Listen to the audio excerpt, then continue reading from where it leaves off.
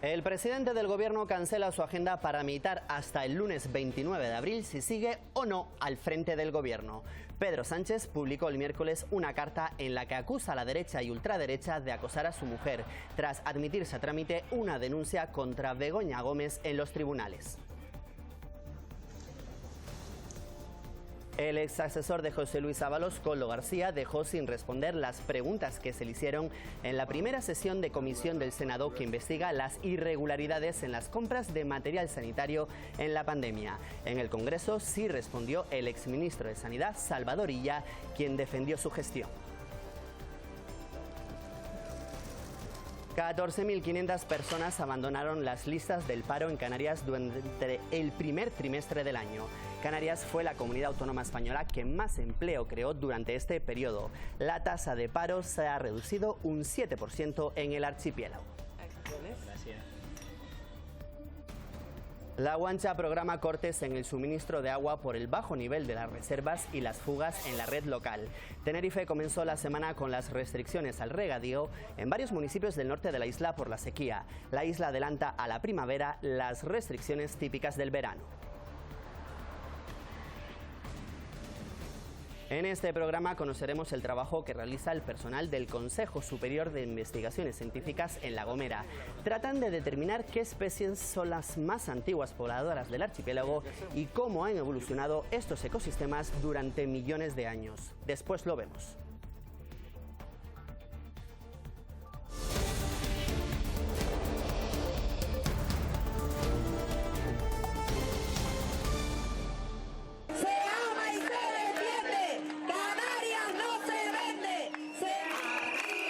Buenos días. Semana marcada por las concentraciones del pasado fin de semana en las capitales canarias. La necesidad de replantear el modelo del desarrollo turístico del archipiélago llegó al Parlamento. Los grupos de gobierno rechazaron crear una ecotasa como planteó el Partido Socialista en una proposición no de ley. En cambio, se mostraron abiertos a la implementación de una tasa destinada a la protección de los espacios naturales. En el debate sobre el cambio de modelo, los grupos han dado un primer paso apoyando que a los no residentes se les cobre una tasa para acceder a los espacios naturales protegidos. De momento es algo solo sobre el papel de lo que Vox se desmarcó. Los nacionalistas dicen que su compromiso lo avala su historia y los populares recriminan inacción al pasado Pacto de las Flores. Pero además decimos que creemos que hay que limitar el crecimiento turístico. Y nosotros tenemos el aval de 3 moratorias turísticas que llevan el sello de Coalición Canaria. Ese ataque de cobardía por no aplicar medidas que hoy están pidiendo y están apoyando. ¿Por qué no lo hicieron? Tuvieron 4 años para hacerlo. Sobre la ecotasa, es decir, cobrar por alojarse en un establecimiento hotelero, incluso camping o crucero, no existe ese consenso, pero desde la oposición se insiste en que la sociedad demanda cambio. Coincidimos con el conjunto de los manifestantes en que hay que repensar nuestro modelo turístico actual. Establecer una tasa turística, dejando claro que eso no va a acabar con el turismo de masa, pero ayudará a captar recursos. Abiertos o no al debate, los grupos también expusieron sus reservas sobre esa tasa turística. Pero tenemos que adoptar esas decisiones desde la reflexión social y sobre el mayor consenso posible. Pero que se haga un estudio y luego lo de aplicarlo a ciudades turísticas, pero yo me pregunto, ¿y el resto? Por lo tanto, defendemos a nuestros hoteleros, a nuestro sector turístico, mimémoslo. Finalmente, se rechazó establecer a través de un proyecto de ley una ecotasa para la rehabilitación de infraestructuras en ciudades turísticas. En el sur de Tenerife visita las nuevas estaciones depuradoras de aguas residuales del oeste y los letrados que entrarán en funcionamiento el mes de julio. El Cabildo de Tenerife y el Gobierno de España han invertido 73 millones de euros en unas infraestructuras con las que pretenden eliminar los vertidos en el litoral y poner agua regenerada a disposición del sector agrario. Ampliaremos el acuerdo con una adenda en el que sumaremos más recursos, no solamente a los 170 millones que existen en la actualidad, sino llegaremos a los 230 millones de euros para seguir apostando por una política integral del agua y específicamente por los sistemas de tratamiento y depuración. La presidenta del Cabildo tinerfeño valoró esta semana la reunión que se celebrará el 3 de mayo para abordar el futuro de los proyectos de Cuna del Alma y La Tejita. Los ecologistas piden que se impida la construcción de estos complejos por el impacto medioambiental que tienen. Sobre la mesa el 3 de mayo, todas las administraciones implicadas abordarán el futuro de Cuna del Alma en Adeje y La Tejita en Granadilla. Vamos con el ánimo de escuchar a los alcaldes y sobre todo, como son ellos los que en su plan general son ellos los ayuntamientos los que otorgan la licencia. Pero antes otra fecha importante en el calendario, el 30 de abril, reunión con los presidentes de los 7 cabildos para hablar sobre la ecotasa en los espacios naturales. Es razonable y que es una buena idea en todos los lugares del mundo y más ahora que nos visitan, yo creo que sirve no solo para recaudar sino también para regular. ¿Y de qué manera se aplicaría? Si de verdad queremos que el turismo deje más riqueza en Canarias o que contribuya más al estado de bienestar, la figura tributaria idónea es elegir. Entre otras cosas porque se reparte proporcionalmente al 42, 35 y 23%. 42 va para la comunidad autónoma, el 35 para los cabildos y el 23 para los ayuntamientos. Comienza la cuenta atrás para unos cambios que podrán determinar el modelo turístico de Canarias. El presidente del Gobierno se reunió con representantes de la plataforma Canarias se agota, un encuentro que a juicio de sus miembros sirvió para muy poco. Fue un poco pues, como cuando uno se va a tomar un café, ¿no? Es decir, cuéntame tu historia y tengo prisa porque tengo que ir al Parlamento. No se avanzó absolutamente nada, no hubo ningún tipo de compromiso y está claro que el Ejecutivo por lo menos está con la patronal y está con continuar con este modelo turístico que tanto daño está causando a nuestra población. Tras este encuentro, la coordinadora de colectivos responsables del 20A emitió un comunicado para desmarcarse de las iniciativas de la plataforma Canarias se agota como la huelga de hambre o escraches al presidente del Gobierno. La coordinadora considera que ahora es necesario un debate constructivo del que puedan salir compromisos y medidas que ayuden a transformar el actual modelo económico del archipiélago.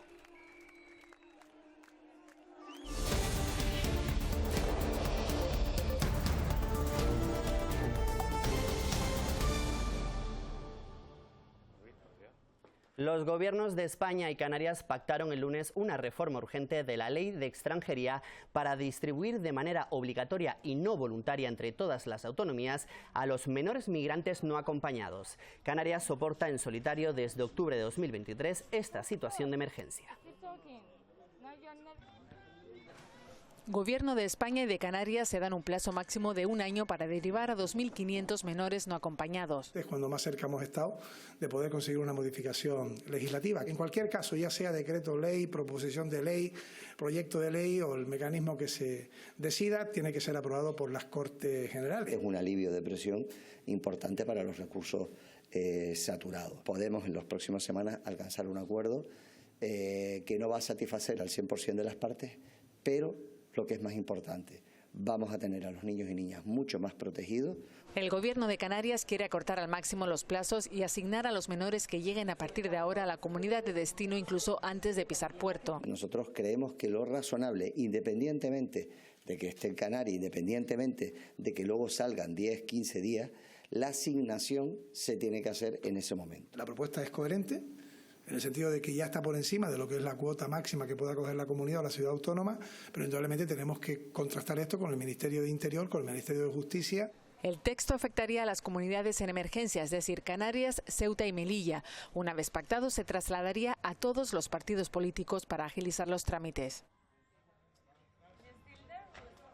No hay acuerdo, sin embargo, sobre las competencias en materia de costas. Al término de una reunión celebrada en la capital Gran Canaria, el ministro de Política Territorial aseguró que cada administración tiene informes igual de contundentes que acreditan que la competencia le corresponde. El Consejo de Ministros se va a pronunciar en breve si mantiene su postura. El Ejecutivo canario ya ha anunciado que recurrirá al Tribunal Constitucional. Esa competencia no es delegable por parte del Gobierno central y no se ha delegado nunca en el pasado. Desde el punto de vista de Canarias, se ha planteado por el actual Gobierno y el anterior que es una competencia autonómica, ¿no? Si no llegamos a un acuerdo, será el Tribunal Constitucional quien lo termine dirimiendo. Hay que agradecer el buen tono del ministro, pero lo cierto es que ha sido decepcionante, porque no ha existido, no existe voluntad por parte del Gobierno del Estado en cambiar de posición, en modificar su posición en torno a las competencias. Congreso de los Diputados y Senado arrancaron la semana con las primeras comparecencias en las comisiones de investigación abiertas por los presuntos fraudes en la compra de material sanitario durante la pandemia. En la Cámara Alta, centrada en el caso Koldo, declaró Koldo García en el Congreso con un ámbito de investigación más amplio. El primero en hacerlo fue el exministro de Sanidad, Salvador Illa. En estado de alarma, con las normas de adjudicación suspendidas, el sector público contrató 2.129 millones por la vía de emergencia en 2020. A Salvador Illa, ministro de Sanidad durante el año de la pandemia, le han preguntado en concreto por su relación con el caso Koldo. Vi en el Ministerio una sola vez al señor Koldo García, le indiqué cuál era el procedimiento y que se dirigiera a los técnicos, y el equipo y el resultado del equipo es que no contrató nada. Así lo ha ratificado poco después, aunque ante la comisión del Senado, el que fuera su jefe de gabinete durante la pandemia. Vino, ofreció, se le envió a donde todo el mundo y jamás se le contrató. El propio Koldo García ha inaugurado las comparecencias en la comisión de la Cámara Alta. El que fuera asesor de José Luis Ábalos no respondió a los senadores, pero sí les lanzó una pregunta. La pregunta es, todos ustedes me van a llamar cuando me declaren inocente.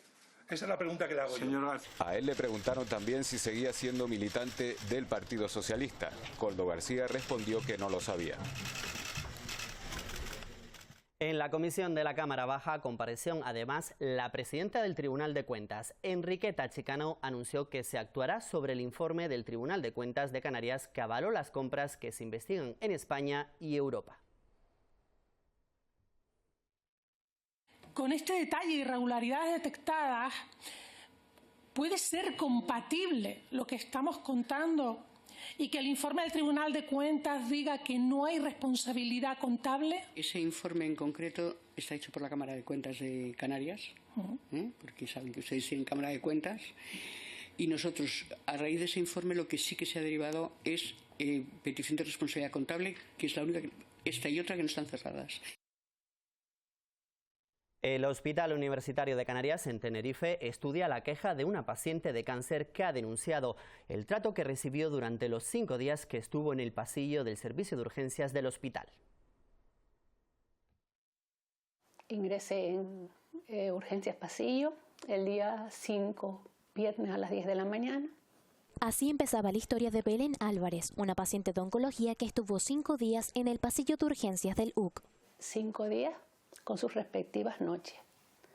Entonces el problema era que no había cama en neumología y que yo estaba pendiente de subir a planta. Sentada en una silla sin ningún tipo, o sea, ni agua, o sea, nada. Yo incluso, neumonía, bebía el agua por la botella y mis compañeros de cubículo me pedían agua para beber. Yo dentro de todo soy una privilegiada. Relata una situación insostenible desde la higiene de los baños. Lo que voy a decir es duro. Había mierda en la pared y en el suelo. Hasta la alimentación. Y no había desayuno. No habían traído el desayuno en el cubículo ese donde estábamos los 10 pacientes. Por todo ello ha presentado una reclamación en la Diputación del Común para que su caso no se vuelva a repetir. Estoy pidiendo que nadie tenga que pasar por eso. Desde el centro hospitalario declaran que la situación de este caso se sigue estudiando. Juicio en Lanzarote por la muerte violenta del carpintero José Antonio Perera. 7 personas se sentaron en el banquillo de los acusados por asaltar su vivienda y darle una brutal paliza que le costó la vida. Están acusados de delitos de detención ilegal, asesinato en grado de tentativa y robo con violencia, entre otros. 4 de los procesados cumplen actualmente condena por el asesinato de un hombre en 2015.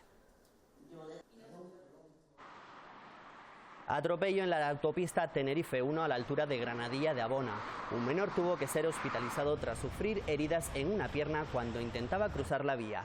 Es el segundo atropello que registra esa carretera en poco tiempo. San Bartolomé de Tirajana se prepara para recibir a más de 300.000 turistas con motivo de la nueva edición Maspalomas Pride by Freedom. La organización reforzará la vigilancia en las dunas durante su celebración este mes de mayo. 110.000 personas de diferentes nacionalidades llegarán a Gran Canaria para disfrutar del Maspalomas Pride by Freedom 2024.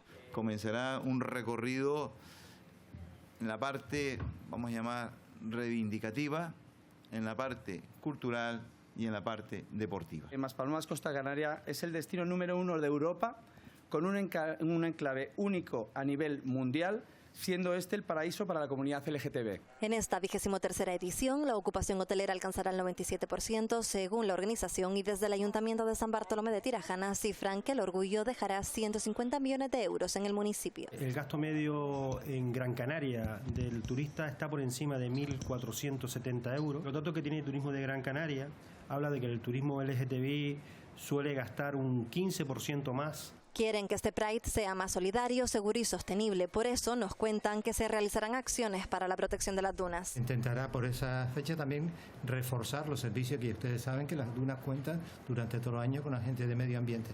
Pero es que además vamos a presentar también una campaña de sensibilización sobre la duna. Estima la organización que entre visitantes y locales 300.000 personas se congregarán en el sur de la isla del 2 al 12 de mayo.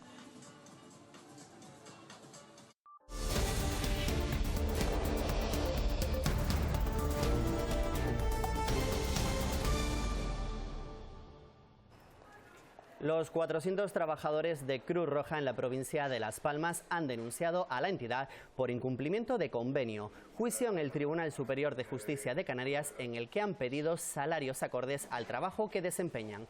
Consideran que su situación es precaria y que no cumple con el convenio colectivo del sector de intervención social. La empresa parcialmente ha admitido la demanda, pero sigue insistiendo la empresa en que tiene que dejar fuera de ese convenio de intervención social a los socorristas y bueno, ahí es donde se tendrá que dilucidar la sentencia. No hubo acuerdo y estuvieron como 8 meses negociando, ¿vale? Ahora, en este momento, Uso ha considerado que era necesario judicializarlo. Esperemos que todo vaya bien y que lleguemos a un acuerdo.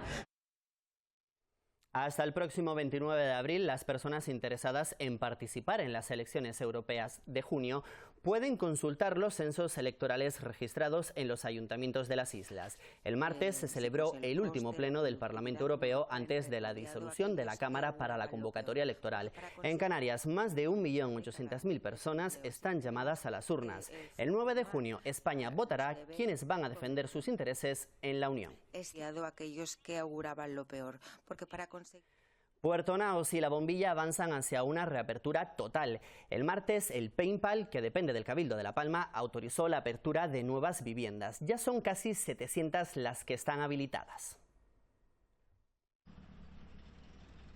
54 viviendas de Puerto Naos reciben el visto bueno para ser habitadas. En 4 meses, 688 han sido autorizadas, aunque solo 40 familias viven ya de manera permanente en este barrio, donde se podrá recuperar otra importante infraestructura. Se ha autorizado ya el uso del colegio de Puerto Naos precisamente para que la consejería disponga para el próximo año si los chicos vuelven a la zona. Mientras, el Cabildo trabaja para que Salud Pública avale los valores aplicados hasta el momento. 1.000 ppm en las residencias y, como saben, hasta 5.000 durante 8 horas en el ambiente laboral. Permitiría abrir muchísimas más viviendas y, lógicamente, también apostar por apertura de más locales. Para ello se creará un grupo de mitigación que, aparte de políticos y científicos, cuente con arquitectos bioclimáticos y vecinos residentes en estos núcleos costeros. El próximo curso podría contar con menos alumnos por aulas. Reunión del consejero con los representantes sindicales para preparar el curso que viene. Bajada de ratios, que eso supondría pues aproximadamente, según nuestra propuesta, pues unos 250 nuevos docentes. Hablamos también de la jornada intensiva, hablamos también del protocolo por altas temperaturas. Todo esto es propuestas que nosotros lanzamos a los sindicatos para que ellos además nos eleven además sus consideraciones. El consejero también se reunió con los más de 500 profesores de religión que demandan la estabilización de sus puestos de trabajo. Los afectados se han reunido con todos los grupos parlamentarios en busca de apoyos. Piden la unificación de sus horarios y de sus competencias en los centros escolares de Canarias. Estamos demandando dos cosas fundamentales. Por un lado, las transferencias de este colectivo de trabajadores, con lo cual se busca su estabilización. Y por otro lado, unas instrucciones claras por parte de la Consejería que mantengan una normativa clara para toda Canarias, que no suponga una discrepancia entre distintos trabajadores dentro del ámbito de la Consejería. 23 de febrero, Día del Libro, en el que se entregó el Premio Cervantes al escritor leonés Luis Mateo Díez y se celebraron multitud de actos por la geografía canaria. Andar con un buen nombre por las lenguas de la gente, impreso y en estampa. Viaje con buen nombre, porque, siendo al contrario, ninguna muerte se le igualará. En La Orotava, por ejemplo, fue con esta lectura colectiva del Quijote en el Salón de Plenos del Ayuntamiento, con la que además quisieron reivindicar el importante papel que tienen los libros en el desarrollo intelectual de las personas. En Gran Canaria, la universidad presentó una nueva edición, Templo Militante, obra magna de Bartolomé Cairasco de Figueroa, considerado fundador de la literatura canaria. Pero que son buenos, querido lector. En las costumbres fueron los canarios prudentes, avisados y compuestos. En las batallas hábiles, astutos, valientes. Así habla de los canarios Cairasco de Figueroa en Templo Militante, una especie de catálogo de vida de santos con su particular perspectiva isleña. Cairasco aprovecha cualquier cuestión, cualquier elemento, ¿no? Dígase, por ejemplo, hablar de San Pedro, para que aparezcan las Islas Canarias. Creo que es una obra que a pequeños tragos nos haga reflexionar sobre cuestiones humanas. Humanas y modernas, capaz de unir protestas actuales con su denuncia de la destrucción de los bosques canarios en pleno siglo XVI. En ella está la selva de Orama, tan célebre en el mundo, un símbolo de la destrucción del paisaje en Canarias por diferentes cuestiones de negocios madereros, etcétera, ¿no? Alguien que tiene mucho que decirnos, ¿no? Esta edición, trabajo del investigador Antonio Enríquez, nos acerca a los versos del primer gran poeta de las islas. La celebración del Día del Libro da siempre pie a un sinfín de actividades que se prolongan incluso durante el mes de mayo. Canarias presenta uno de los índices de lectura más bajos de todo el país. Los que leen prefieren hacerlo en papel antes que en un soporte electrónico. El boom por la lectura durante la pandemia ha hecho que año tras año aumenten los lectores y la pasión por los libros. El año pasado llegué a los 40 libros en total. Me leo un par de libros al año. Leer novelas me encanta y suelo leer unas 30 al año. Actualmente como 2 libros. Más o menos 10, aunque a veces se me quedan a medias, pero... Me canso de uno, voy a otro. 2 o 3 libros. Y los prefieren en papel, a pesar del incremento en las compras de libros electrónicos que suelen ser un 40 o un 60% más baratos. Compagina mucho. Es verdad que al que le gusta leer encuentra muy útil el libro electrónico, sobre todo para cuando te vas de viaje. El lector al final, al que le gusta el libro, quiere papel y viene al papel. Y en cuanto al público que más lee, son ellas las que leen más. En cuanto al género, el infantil está en su momento de oro. Está bastante inculcado en las familias que los niños tienen que leer y que se les tiene que leer. Además de los otros habituales. Lo que más se suele vender aquí suele ser autoayuda y lo que es narrativa, en especial la narrativa de fantasía. También aumentan los préstamos en las bibliotecas. Estamos casi a la par que 2019, en torno a los 28.000 préstamos. Para seguir mejorando los datos crecientes en cuanto a la lectura en las islas, qué mejor manera que regalar un libro especial a algún ser querido en este Día Internacional del Libro.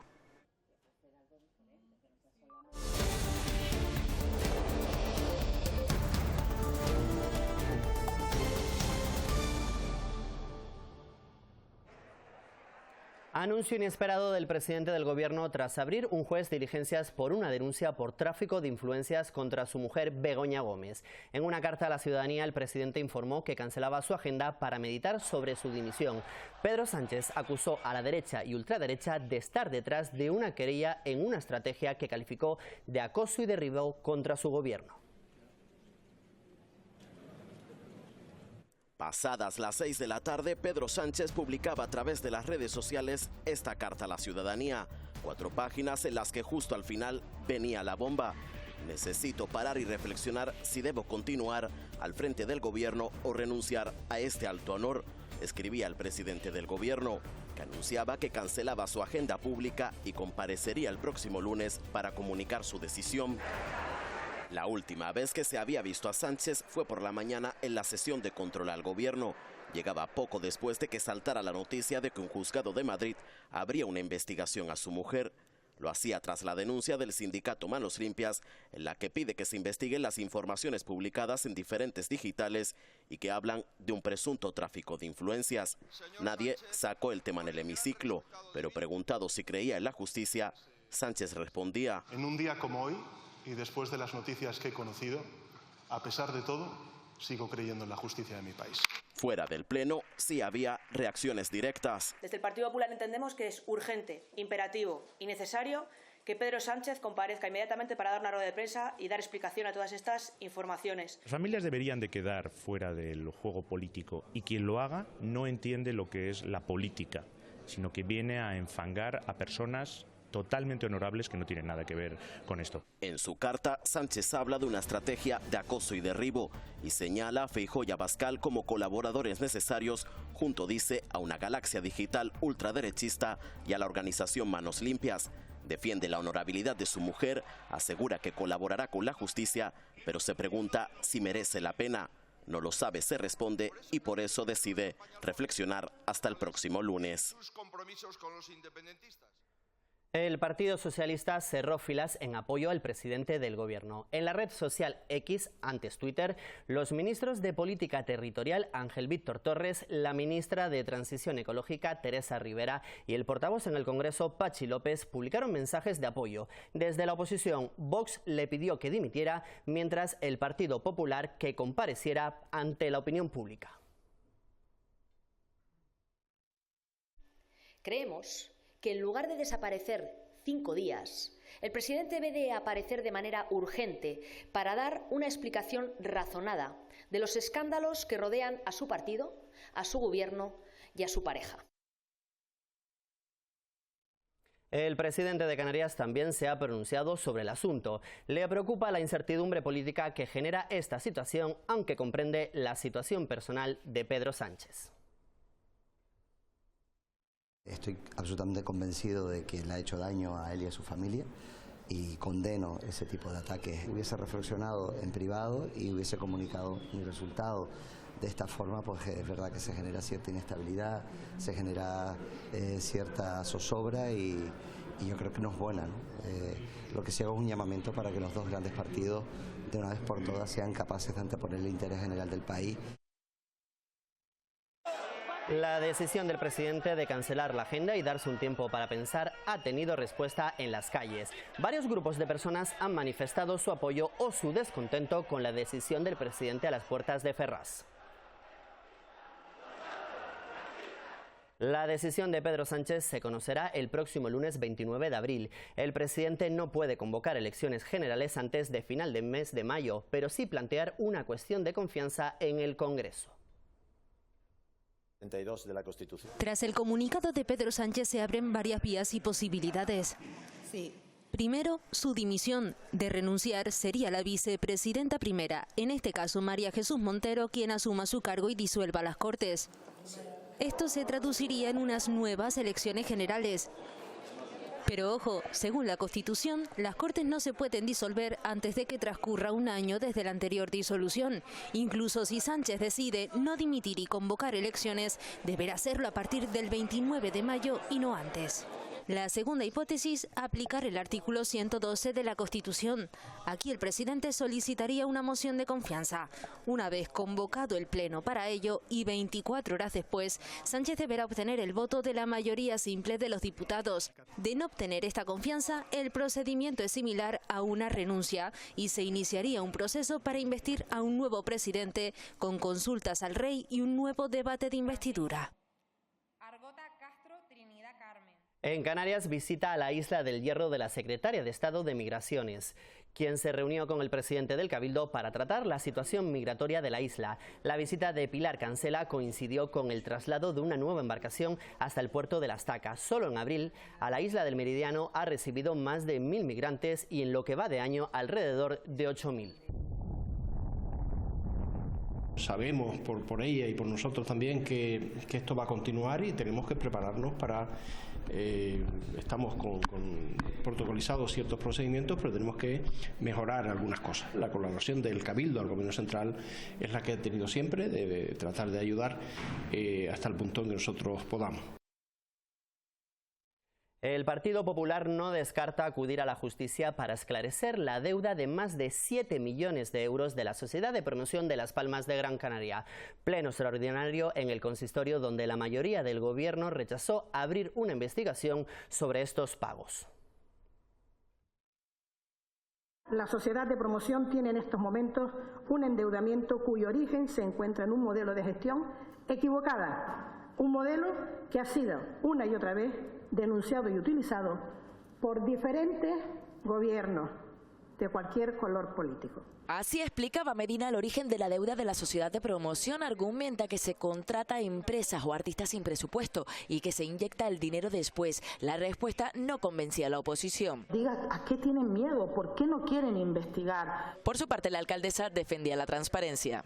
¿Cómo si no han tenido ustedes acceso a todo ese dossier, a toda la documentación, si no por transparencia, subido al portal de contratación? Pero Delgado insistía en entregarle los documentos que acreditan, según el Partido Popular, la mala gestión desde la era Hidalgo. Dado que somos conocedores, igual que la alcaldesa, no ha querido hacer nada de estos hechos, pues seguramente tendremos que ponerlos en manos de la Fiscalía.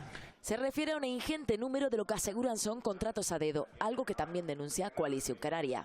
Solamente en 2023 se han llevado más de 4.000 contratos menores, es decir, sin concurrencia pública, contratos a dedo, superando los 9 millones de euros. Medina defiende que ya se trabaja para reducir la deuda. Saldar todas y cada una de las deudas que hayan con cualquier proveedor. Al cierre de 2023 la deuda era de más de 7 millones. La concejala insiste en que ya se ha reducido a 3. Finalmente el Pleno votaba en contra de una investigación.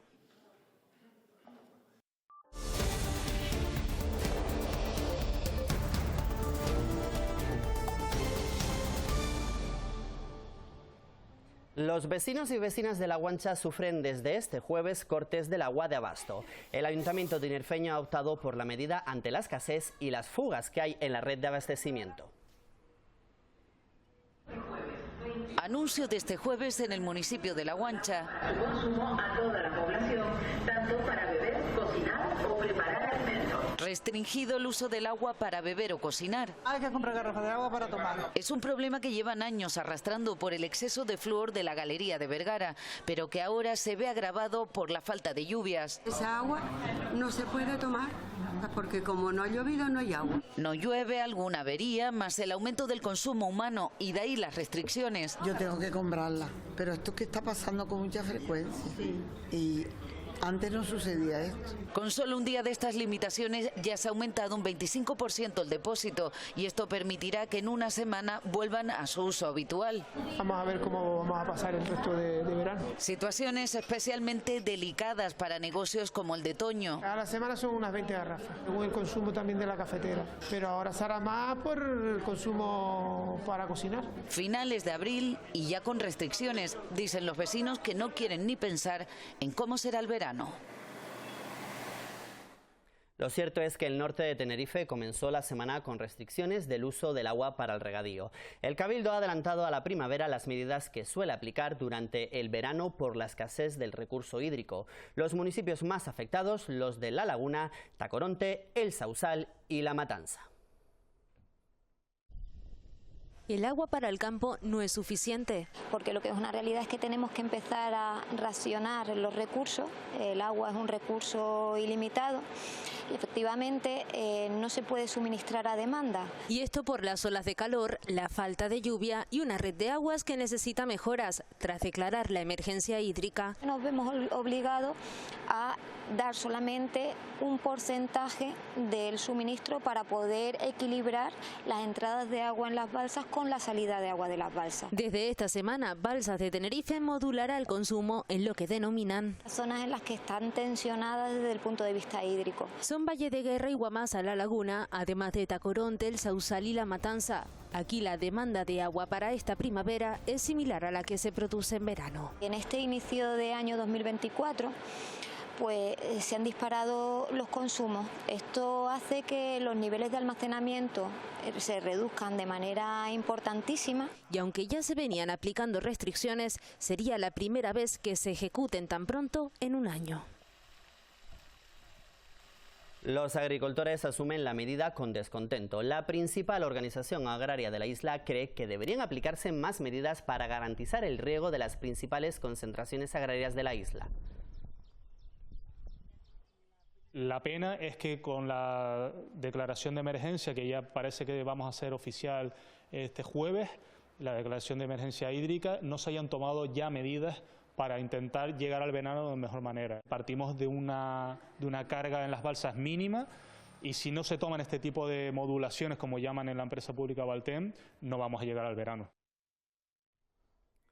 La escasez de agua repercute en los costes agrarios. Valsequillo, Gran Canaria, acoge este fin de semana su tradicional Feria de la Fresa, un cultivo que trata de ganar presencia en un mercado dominado por los productos de importación. Lina Martel es hija de los primeros productores de fresas de la isla y ella sigue con un cultivo que se enfrenta como el resto a ese reto de los costes y la escasez de agua. La canileta, que es donde recogemos el agua, el circuito cerrado que va a un estanque, que todos los agricultores y todos los canarios sabemos respetar el agua, más que gastarla, la respetamos. Por lo tanto, una ayuda directa para que esto sea atractivo, tenemos que aprender a diferenciar, no es tanto el tamaño, sino la calidad del mismo, y que cuanto menos productos químicos lleve la fruta, mejor. Y eso lo da el producto canario. Por eso siempre debemos elegir lo nuestro. Es un camino hacia la supervivencia en el que Lina ha hecho hasta vino con su fresa. Para subsistir teníamos que utilizar ese producto. Entonces dije, bueno, pues comenzamos con la mermelada. Luego nació el fresquillo, que es el vino de fresa. Vino, mermelada, licores, todo nacido de la fresa, un producto como otros de las islas que Lina considera necesita visibilidad en los puntos de venta. Que nuestro producto esté en primera línea, no que se nos ponga al final y que se nos reconozca como producto canario y se nos dé el espacio. Un espacio que ella y el resto de productores exigen para que de estas plantaciones en unos años queden algo más que unas hermosas vistas. Anuncio el jueves del Cabildo de Gran Canaria. Los accesos al Roque Nublo se controlarán para evitar el colapso de coches en las carreteras y el aparcamiento local. Entre las medidas previstas se encuentran la puesta en marcha de guaguas lanzaderas desde Tejeda para que los que quieran visitar el monumento puedan hacerlo. ¿Qué tipo de árbol es el más antiguo de Canarias o qué animal es el que lleva más tiempo en nuestras islas? Una nueva investigación del CSIC quiere explicar cómo han evolucionado los ecosistemas en el archipiélago desde hace millones de años.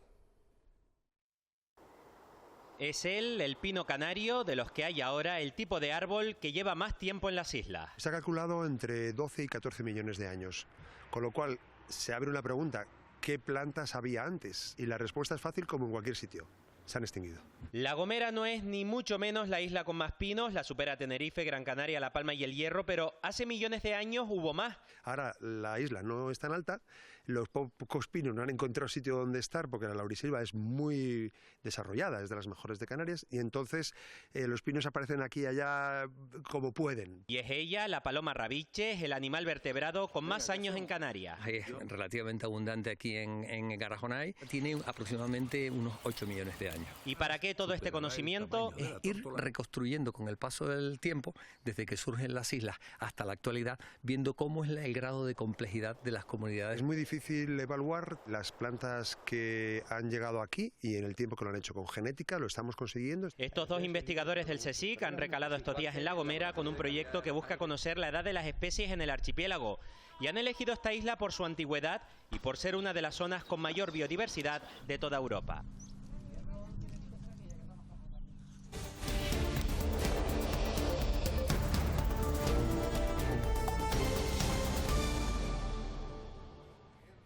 Canarias fue la comunidad autónoma en la que más bajó el paro durante el primer trimestre del año. El descenso fue superior al 7% según el Instituto Nacional de Estadística. 14.500 personas abandonaron las listas del desempleo durante los 3 primeros meses de 2024.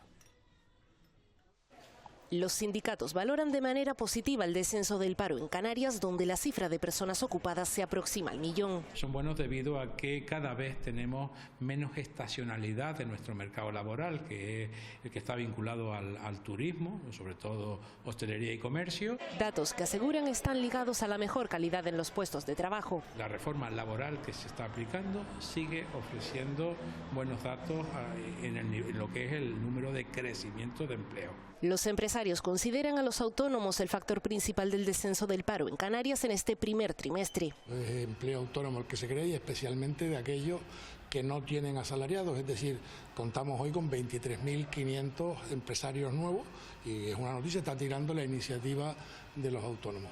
El Gobierno de Canarias analiza con cautela el resultado de la encuesta. Hay una descompensación de datos, ahí hay 4 o 5.000 personas que bailan, que a nosotros nos sale como que están trabajando, a la EPA todavía no les sale. Y entonces por eso, porque es como en una encuesta es muy difícil que los datos casen. Según la EPA, el desempleo juvenil también descendió en Canarias en 5,6 puntos en este primer trimestre hasta situarse en el 28,2%. Bueno, donde puedan, porque es que este año, ¿dónde está IFAFI? ¿Tú trajiste flores? No, pues míralas aquí. Más es que llegó anoche de Madrid. El cachorro, ¿dónde está? Ayuda aquí, por favor, a subirlo. Está el... Conocemos los datos del paro el mismo día en el que la patronal de la provincia de Santa Cruz de Tenerife presentó el primer informe de coyuntura del año. Los empresarios creen que con menos leyes y menos burocracia, la economía sería más eficiente. La producción normativa española ha bajado un 3%, en Canarias ha subido un 14%. No puede ser. No podemos seguir sobrecargando a las personas, a las empresas y a la propia administración con más leyes si no son eficientes ni productivas. Críticas y reivindicaciones en el Parlamento de Canarias. Los representantes de las principales asociaciones de discapacitados expusieron en comisión los principales problemas que encuentran cuando tienen que lidiar con las administraciones públicas.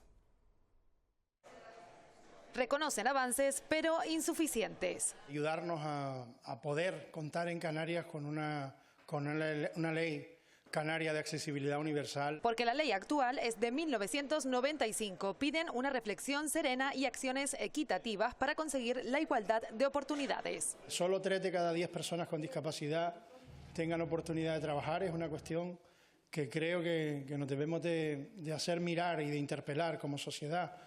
Que solo el 1% de las personas con discapacidad tengan posibilidad de acceder a la universidad, dice mucho de lo que nos queda por hacer. Que las mujeres y niñas con discapacidad sufran una doble discriminación. Discriminación marcada por la tardanza de la discapacidad o en las listas en centros sociosanitarios. Tiende a 4 años en la provincia de Las Palmas de Gran Canaria y a 2 años de espera en la provincia de Santa Cruz. Necesitamos que de forma urgente se pregunte qué pasa con esas listas de espera para atender a los centros. Y abogar por una plena integración en el empleo. Incrementar la cuantía de la subvención y o adecuarla a la necesidad real de cada persona. Se ponen a disposición del Parlamento para trabajar conjuntamente. También estuvieron en el Parlamento los forenses del Instituto de Medicina Legal de Santa Cruz de Tenerife en huelga desde hace 2 meses. En comisión volvieron a exigir el cese del actual director del instituto. Ante la inacción de la Administración, ante las denuncias que hemos hecho por todos los medios posibles de su dejación de funciones, de las conductas irregulares y de la carencia e inadecuado aprovisionamiento de medios materiales y personales derivados de esa inadecuada gestión, es un fracaso por parte de la Administración. La repesca del MIR deja desiertas 246 plazas de medicina de familia en España, la mayoría en zonas rurales. En Canarias se han cubierto todas las plazas, pero sí que es cierto que es una especialidad que no termina de convencer a los estudiantes. Después de 6 años de estudio de medicina, el camino se divide en especialidades tras el MIR. Nervios, emociones y en ocasiones objetivos truncados. Mi finalidad cuando empecé a estudiar el MIR fue sacar plaza de oftalmología. Sabía que quería dedicarme a eso y que quería repetir el MIR. Samuel tuvo la opción de ser médico de familia, pero prefirió estudiar un año más para conseguir su objetivo, ser oftalmólogo. Creo que los especialistas de medicina de familia no pueden realizar su trabajo como deberían hacerlo. Aparte de eso también está la falta de prestigio que tiene la especialidad. Este año Canarias ha adjudicado todas las plazas, pero en el resto del país, sobre todo en zonas rurales, han quedado plazas desiertas, en total 246. Medicina de familia tiene muchas plazas y poco interés entre los estudiantes. Estaba entre medicina interna, ginecología, familia y finalmente me decanté por familia, sobre todo por la calidad de vida quizás con respecto a las otras. Alba lleva un año siendo médica residente y no se arrepiente de la decisión. A mí me gusta mucho el trato con el paciente, la progresión, lo conozco hoy y lo sigo viendo a lo largo de su vida, el hecho de poder saber de muchas cosas y manejar al paciente en su integridad. Tareas burocráticas, un alto número de pacientes y la poca valoración son algunos de los contras para elegir ser médico de familia. Es el último de una generación de médicos rurales que pone este viernes fin a su carrera profesional. Lucía Suárez. El doctor en atención primaria, Carmelo Felipe, se jubila tras 40 años de servicio. Un cierto grado de tristeza, ¿no? De que ahora no voy a estar con ellos. Expedita y Lucía son pacientes de toda la vida. Destacan de él su capacidad para atender a los enfermos. Y para nosotros no es el médico, es un amigo, un familiar. Un profesional sanitario que llegó al municipio antes incluso que existiera el centro de salud. Corría el año 1980, tras licenciarse en el 79 y con solo 25 años de edad, se convirtió en el primer médico rural en Valle Seco. Un besito. Bueno. Vale. Lo quiero mucho. Alta dosis de abrazos para paliar la tristeza, nos cuentan, que supone decir adiós al médico de familia. Es una pena, pero todo tiene un principio y un final. Y en este caso un final plagado de recuerdos. Son pacientes míos hoy, cuando eran niños, ¿no? Me traían su foto para yo tenerla por aquí. Director del centro desde 1991, deja un legado a la nueva generación de médicos. Impregnado de que esto es una familia y que tenemos que trabajar todos conjuntos. Después de 14.600 días trabajados. Me gustaría seguir realizando mi trabajo, pero entiendo que ahora toca hacer otras cosas. Cómo explorar las ventajas que tiene la vida del jubilado. Este sábado se cumplen 3 años del asesinato y desaparición de las niñas Ana y Olivia en Tenerife, un crimen que conmocionó a toda Canarias e introdujo en el debate público el término de violencia vicaria y la necesidad de aunar fuerzas para combatir estos casos. Ana y Olivia marcaron un antes y un después. Yo le puedo asegurar que muchísimos niños y niñas le deben su vida a Ana y Olivia. Han pasado 3 años desde que Ana y Olivia fueran secuestradas y asesinadas por su propio padre. 44 días de búsqueda e investigaciones sin descanso que marcaron para siempre un antes y un después en nuestra sociedad. Era estar 24 horas pendientes, contacto con Beatriz, con todo el grupo que creamos de amigas de Beatriz, luchando al máximo, no imaginando el final que significó el día 10 de junio encontrar a Olivia, ¿no? Trágico final que conmocionó a toda la sociedad, pero que nos abrió los ojos ante la triste realidad de la violencia vicaria. Cuando Ana y Olivia, casi nadie conocía lo que era la violencia vicaria, el maltrato, utilizar a los menores para hacer daño a la otra parte, al otro progenitor. Que los últimos que pueden abrir los ojos ante una manipulación, ante malos tratos psicológicos, son los progenitores. Luego tenemos que hacer unas campañas de prevención seria, encaminada al entorno de ese mamá, de ese papá, que puede ser víctima a través de sus hijos. Es que Ana y Olivia siguen siendo un presente en ese grito, en ese basta ya, en ese espíritu de que no se puede utilizar a los niños para hacer un daño a un progenitor. La famosa Noche de Reyes que se celebra en los barrios de Triana y Vegueta está en el punto de mira judicial. La Asociación de Vecinos ha presentado un recurso contencioso administrativo contra el Ayuntamiento de Las Palmas de Gran Canaria. Es la primera vez que acuden a los juzgados por esta fiesta. Consideran que se incumple con la ley de ruidos pese a que este año se adelantó una hora el inicio y el final de los conciertos. 50.000 personas acudieron a la última Noche de Reyes. Las Palmas de Gran Canaria pedirá al gobierno canario la declaración de zona tensionada para intentar regular el precio de los alquileres. Pleno ordinario el viernes en el que se aprobó una medida que habilita con el visto bueno del Ejecutivo Autonómico la aplicación del índice de referencia para el precio máximo del alquiler. Nueva edición en el sur de Tenerife de Futurismo, un congreso en el que expertos debaten del futuro del sector este año condicionado por las manifestaciones del 20A. Las patronales han valorado estas protestas, aseguran ser conscientes de la necesidad de introducir cambios, pero piden que se respete a un sector que es el motor económico del archipiélago.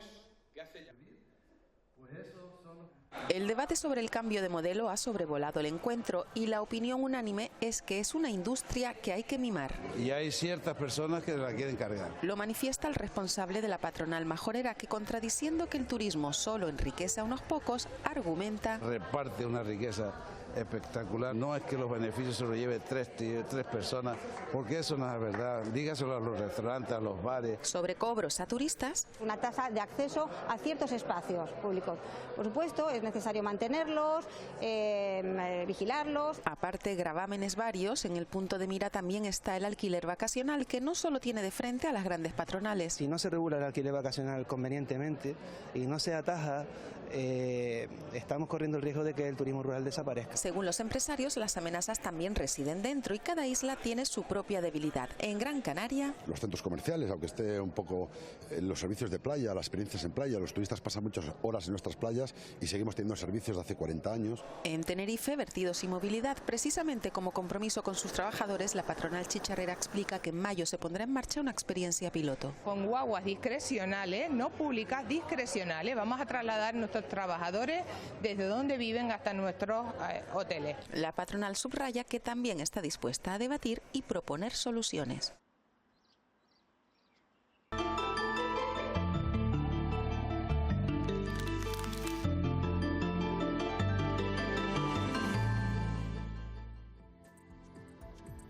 Este fin de semana nos afectará el frente de la borrasca que se aproxima al noroeste de la península.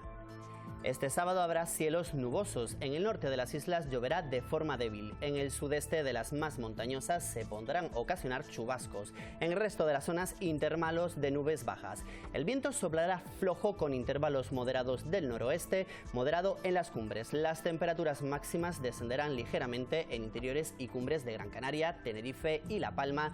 Del resto se mantendrán. En el mar, marejada en costas del norte con oleaje de fondo del nordeste con olas inferiores al 1,5 metros. El domingo el viento volverá a soplar moderado del nordeste, habrá fuertes rachas en interiores y cumbres, así como en extremos nordestes y noroestes. Seguiremos con nubosidad compacta en el norte de las islas, donde lloverá de forma débil y persistente. Por la tarde, probables chubascos en el sur. Las temperaturas máximas seguirán bajando de forma ligera y en el mar, fuerte marejada en el norte, mar de fondo en el noroeste, con olas que rondarán los 2 metros de altura. En canales entre islas, las rachas del nordeste podrán alcanzar los 70 km por hora. Y nos despedimos en esta ocasión con grabados de Picasso, Tapies, Miró y Guinovar. Gracias por su compañía, les esperamos la semana que viene con este resumen informativo semanal. Que tengan una muy buena semana.